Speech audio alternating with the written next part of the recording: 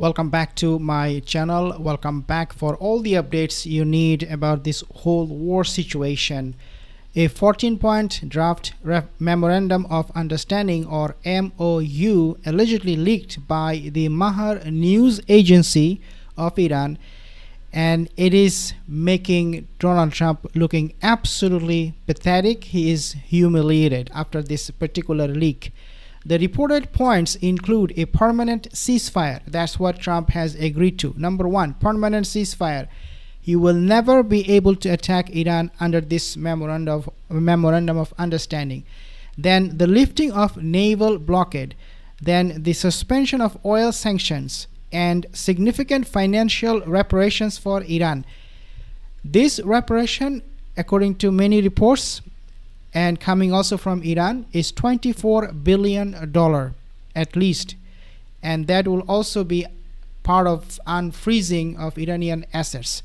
In other words, Donald Trump is going to pay a hefty price if he wants to negotiate with Iran at this point. Now, the irony is Trump in the past blamed or mocked Barack Obama for negotiating with Iran, giving them huge financial incentives. But now we are seeing Trump is actually destroyed.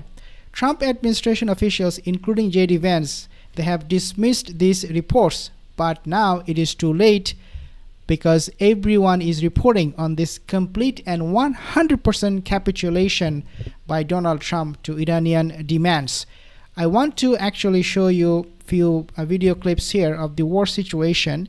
While the U.S. anticipated, quote, the reopening of the strait, Iran insists on maintaining management and implementing transit fees, conditions the Trump administration previously rejected. Now they're saying, okay, Iran, if that's what you want, we agree to all of this. The U.S. aims for the dismantling of Iran's nuclear program and removal of materials. However, Iran describes the agreement as a 60-day negotiation period, raising doubts about immediate compliance. In other words, Iran is going to delay talking about nuclear program, and there might be at one point when the whole world will forget about Iran's nuclear program that Trump wants to shut down. Maybe at that time Trump will say, okay, I don't even need that. So you take everything you have, whatever you wanted, I'm going to give it to you. But just in return, open the Strait of Hormuz. That's all I care. Even though, as we know, Strait of Hormuz was open before the war started. But Trump just made it worse for himself. There is a dispute over the release of frozen funds, though. While the U.S. insists on performance-based releases, Iran claims a $24 billion deal is in place. Okay, so basically Trump is nonsensing here. Iran would not start any negotiation unless US will give Iran $24 billion in unfreezing of the assets. The reason for that is because Iran says we cannot trust Donald Trump. He betrayed us twice in the past. For him to show that he's actually sincere this time, he must unfreeze this $24 billion asset so that we can start negotiating. Experts and officials suggest that even if the deal is vague, the conflict has fundamentally shifted the geopolitical landscape, because right now we have a superpower. After this war, now we have a superpower in the Middle East, a new superpower that did not declare itself to be so, and that is Iran itself, because they are becoming so powerful. And thanks to Donald Trump, I mean, he made a big mess. No preparation, no planning, so this Trump regime is now collapsing. The conflict has fundamentally shifted the geopolitical landscape. Iran has demonstrated that it can influence global straits using drones and missiles without needing to mine them, establishing a new concerning precedence for global navigation. Of course, these are all, huge, really huge disasters that we are seeing right in front of our eyes unfolding. The White House, quote, choosing to remain quiet on specific details to save faces while the deal progresses. And this is coming from none other than CNN. They're blasting Donald Trump. Critics note that the current administration's reliance on a strategic framework rather than granular, expert-led negotiations similar to previous efforts regarding Gaza leaves enforcement and long-term stability highly uncertain. In other words, guys, it is game over, and Trump did not learn anything from his mistakes, how he handled the Gaza situation. Obviously, as we know, he's also part of the genocide by supporting Israel unconditionally. Even today, there is fighting going on in Gaza, killing going on, I should say, not fighting, killing going on in Gaza by the Zionist regime. Erin Burnett, she reported that both Trump administration and Iran say they are close to a deal, but are they talking about the same deal? Erin breaks down the conflicting messages from both sides. So CNN took a very, they are very, very interested in this whole story. Why? Well, it is because CNN knows that this is a complete defeat for Trump administration. The propaganda, all of this nonsense they were spreading, this is the moment CNN is saying that Trump is actually is destroyed. Out front tonight, the breaking news, Iran declaring victory this hour. The foreign minister going on TV tonight to make this declaration. We are the victor of this battlefield. The Islamic Republic of Iran has emerged as a victor. The Iranian people achieved victory. This is not a slogan. This is no exaggeration. So as you can see from Iranian Foreign Minister Abbas Araghchi, this is a complete victory. Now, before I go back to Erin Burnett for a little bit of more commentary, just want to share with you something absolutely shocking, and that is secret $3 billion payment. Report alleges that as part of an effort to pause retaliatory actions after the US and Israel violated a ceasefire, the Trump regime facilitated a $3 billion payment to Iran through the United Arab Emirates. Okay. Iranian Foreign Minister Araghchi stated that under the proposed terms, control of the Strait of Hormuz will reside with Iran and Oman, effectively designating it as a non-international waterway with potential future service fees.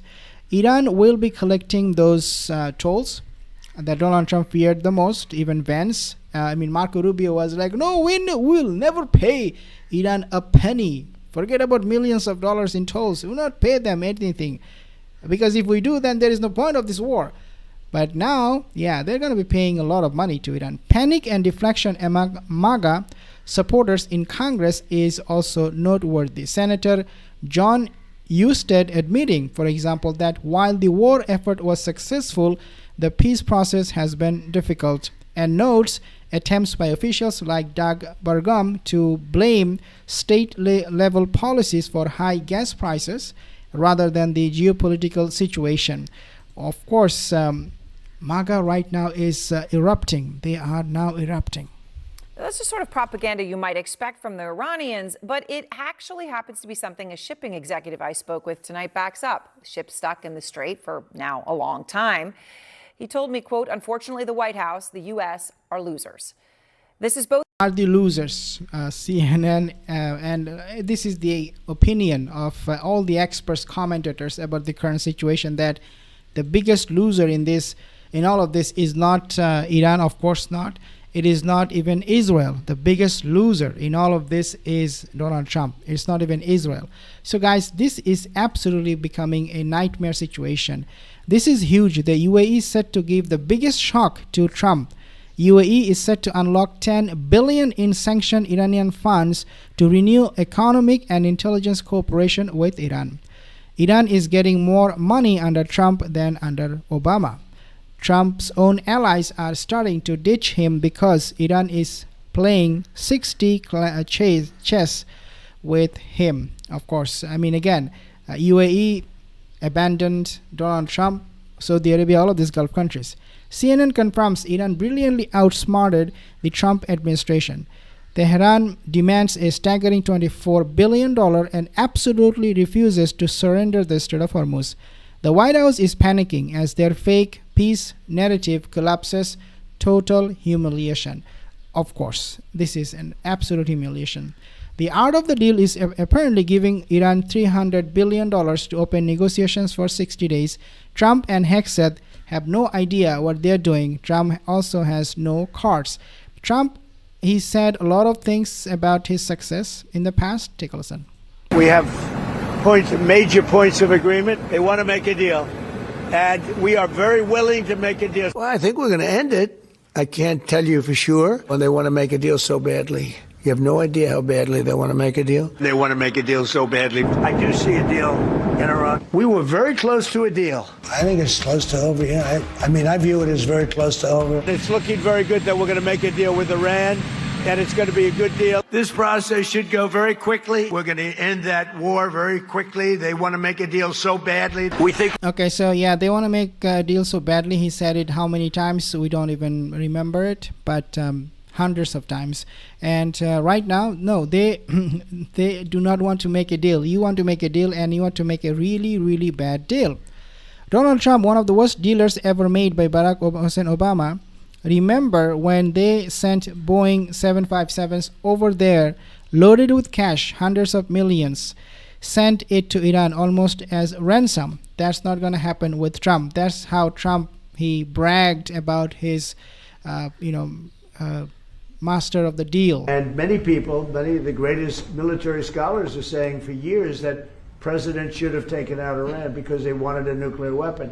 They were, if we didn't do the attack, or if I'll go a step further, if I didn't terminate the Iran nuclear deal given to us, one of the worst deals ever made by Barack Hussein Obama. Remember when they sent Boeing 757s over there loaded with cash? Hundreds of millions. Let's talk about the $300 billion. The deal, which may eventually reach a $300 billion reconstruction plan, also includes provisions for the withdrawal of Israeli forces from southern Lebanon. These terms are the quote opposite of the strong deal, quote unquote, the Trump regime promised supporters. Again, Trump regime is collapsing. They have collapsed, and it is now taking its last oxygen. And thanks to Trump's absolute failed policies, these are all happening. I'll give you more updates. Subscribe for more videos.